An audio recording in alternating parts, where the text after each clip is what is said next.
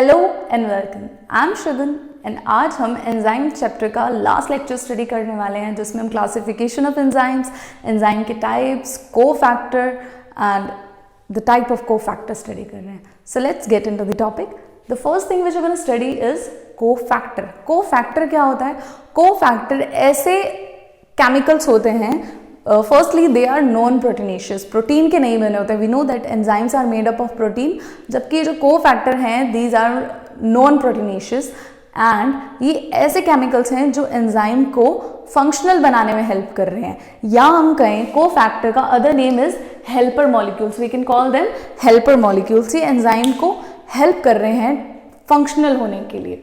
Now या ये we can see here that if this is an enzyme, enzyme की ये क्या है? एक्टिव साइट है जहां पे सबस्ट्रेट आकर बाइंड करेगा. तो ये जो एक्टिव साइट है and this is the substrate. We can see ये सबस्ट्रेट यहां आकर बाइंड नहीं कर सकता है. तो यहाँ पे क्या होगा? ये जो कोफैक्टर है ये आएगा, ये आके एंजाइम के साथ बाइंड कर देगा और क्या इसको फंक्शनल बना देगा फॉर दिस स्पेसिफिक सबस्ट्रेट. अब ये सबस्ट्रेट इजीली आके यहाँ बाइंड कर सकता है और रिएक्शन स्टार्ट हो सकती है. नाउ अब ऐसा एंजाइम जिसके ऊपर कोफैक्टर नहीं था, इट वाज विदाउट कोफैक्टर, ऐसे एंजाइम को हम क्या कहते हैं? एपोएंजाइम, जिसमें कोफैक्टर की प्रेजेंस नहीं है. जबकि ऐसा एंजाइम जिसके अंदर कोफैक्टर प्रेजेंट है, ऐसे एंजाइम को हम क्या कहेंगे? Holoenzyme. So that was the apoenzyme and this is holoenzyme. Now ये सबस्ट्रेट आकर बाइंड करेगा और रिएक्शन प्रोसीड हो जाएगी. So we can say that cofactor is helping the enzyme, right. Now अब ये जो कोफैक्टर है जो एंजाइम के साथ जाके बाइंड कर रहा है, या तो ये क्या करेगा? बड़ा फर्म, एक बड़ा स्ट्रॉन्ग सा बॉन्ड बना देगा जिसे हम इजीली इसे रिप्लेस नहीं कर सकते हैं. So it we can say it is a kind of irreversible. जब ये ऐसा करेगा तो ऐसे कोफैक्टर को हम क्या कहेंगे? प्रोस्थेटिक ग्रुप कहेंगे. So cofactor that is firmly bound to enzyme and cannot be removed without denaturing is called prosthetic group. इसे डीनेचर किए बिना हम इस ग्रुप को, इस कोफैक्टर को रिमूव नहीं कर सकते हैं. Now mostly such groups are inorganic in nature and contain atom of metal. Generally we can say iron के एटम्स होते हैं, कॉपर के और मैग्नीशियम के. And in opposite, in contrast to this, अगर ऐसा कोफैक्टर जो एक लूज बॉन्ड बना दे और बड़ा इजीली हम उसे क्या करें? ब्रेक कर सकें या रिप्लेस कर सकें, ऐसे कोफैक्टर को क्या कहते हैं? Coenzyme. So coenzyme is a cofactor that is bound loosely to the enzyme and can be readily separated, and this is called coenzyme. ये जो prosthetic group था, it was inorganic in nature, whereas the coenzyme it is organic in nature. The example of coenzyme is vitamins, FAD, NAD. Now let's study the classification of enzymes. Enzymes are classified into 6 basic types. The first is Oxido Reductases. Oxido Reductases में ऐसे enzymes आते हैं, we can सी नाम से ही पता चल रहा है, ऑक्सीडो एंड रिडक्टेज. ऐसे एंजाइम्स प्रेजेंट होते हैं जो ऑक्सीडेशन एंड रिडक्शन के प्रोसेस को कैटलाइज करते हैं. कैसे कैटलाइज करेंगे? These are the enzymes that catalyze the transfer of electrons from one molecule, that is the reductant, to another, that is the oxidant, जो इलेक्ट्रॉन को एक्सेप्ट करता है. We can say from electron donor to electron acceptor. इस process को catalyse करेंगे. इसलिए हम इन enzymes को क्या कह देते हैं?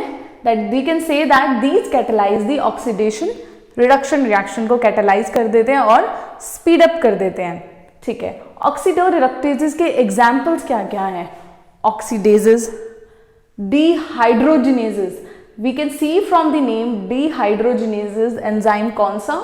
that help in the removal of hydrogen. Hydro word is coming from the hydrogen. ये हाइड्रोजन को रिमूव करने में हेल्प करता है जिससे रिएक्शन कैटलाइज हो जाती है. The second type is transferases. Transferases इसमें कौन से एंजाइम्स आते हैं? जो ट्रांसफर करते हैं. ट्रांसफर पर किस चीज का ट्रांसफर करते हैं? They transfer specific functional group. ये हेल्प करते हैं ट्रांसफर करने में एक specific functional group from one molecule जो कि डोनर की तरह बिहेव करेगा टू दी अदर मॉलिक्यूल जो एक्सेप्टर की तरह बिहेव करेगा. तो ये ट्रांसफर कर रहे हैं एक स्पेसिफिक फंक्शनल ग्रुप का. Example is kinases. जो कौन से प्रोसेस में हेल्प करता है, फोस्फोराइलेशन, जिसके अंदर ये फोस्फोराइल ग्रुप का ट्रांसफर करते हैं from one molecule to another. Another example is transaminases, amine group का इसमें ट्रांसफर होता है. So this was transferases category. The third category of enzyme is hydrolases. Enzymes, hydrolases. We can see again from the word that hydro word is coming from what? H2O, water. तो ये कौन से होते हैं? These enzymes are involved in hydrolysis of compounds using water. Hydrolysis मतलब hydro means water and lysis means breakdown. तो ये break down करते हैं, या हम कहें कि किसी रिएक्शन को स्पीड अप करते हैं, किसको यूज करके? H2O की हेल्प से ब्रेक डाउन करते हैं वाटर का. Example is amylase, protease. Amylase किसका हाइड्रोलिसिस करता है? Amylase hydrolysis the carbohydrates. और जो प्रोटीएज हैं वो किसका हाइड्रोलिसिस करते हैं? प्रोटीन्स का हाइड्रोलिसिस करते हैं. तो these were the three category of enzymes. The fourth category is लाइजेस.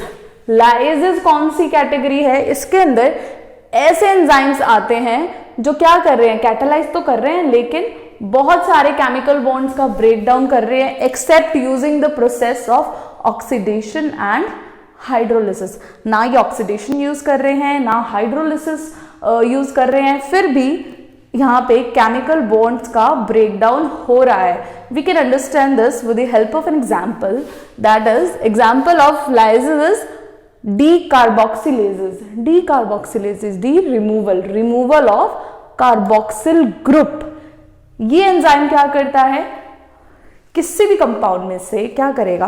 Carboxyl group का रिमूवल कर लेगा. We know that carboxyl group is C double bond O single bond O.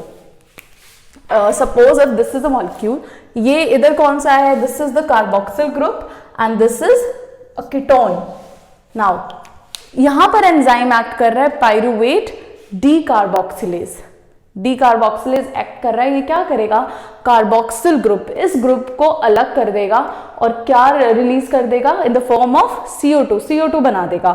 और जो ये बचा है यहाँ पे एक हाइड्रोजन ऐड हो जाएगा और क्या बन जाएगा? डबल बॉन्ड OH एल्डिहाइड बन जाएगा.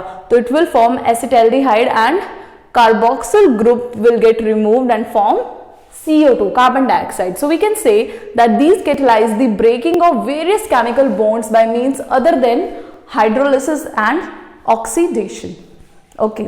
Now the fifth category of enzymes is isomerases. Isomerases क्या होते हैं? जिनका केमिकल फॉर्मूला तो सेम होता है, लेकिन स्ट्रक्चर क्या होता है? डिफरेंट होता है. तो ये एंजाइम्स क्या करते हैं? They convert a molecule from one isomer to another. ये एक आइसोमर से दूसरे आइसोमर को फॉर्मेशन में हेल्प करते हैं and it facilitate intramolecular rearrangement in which bonds are broken and form. अब आइसोमर्स में क्या होगा? सिर्फ बॉन्ड्स की रीअरेंजमेंट ही तो होती है, बिकॉज नंबर इसका जो मॉलिक्यूलर फॉर्मूला है दैट रिमेन्स द सेम. तो इसके अंदर सिर्फ जो रीअरेंज होता है बॉन्ड्स का, ये एंजाइम क्या करते हैं? इस प्रोसेस को स्पीड अप कर देते हैं, इंक्रीज कर देते हैं. We can see example is glucose isomerase. Glucose isomerase क्या करता है? ग्लूकोज को कन्वर्ट कर देता है इनटू फ्रक्टोज एंड फ्रक्टोज को back into glucose. We know that this both are isomers. Fructose is isomer of glucose. तो ये एंजाइम सिर्फ आइसोमर्स फॉर्मेशन में हेल्प करते हैं. Now the last, the fifth, the sixth category of enzyme is ligases. This is important, the ligase. The other name for ligase is synthetase. The other name for ligase is synthetase. ये कौन से enzymes होते हैं? ये ऐसे enzymes होते हैं, these catalyze the formation of different bonds by combination of two compounds. ये दो compounds को जोड़ने का फॉर्म हेल्प करते हैं. तो ये लाइगेज क्या करेंगे? सपोज दो कंपाउंड्स हैं, उनमें क्या होगा? जब वो इकट्ठे जुड़ेंगे तो उनमें क्या होगा? बॉन्ड फॉर्मेशन होगी.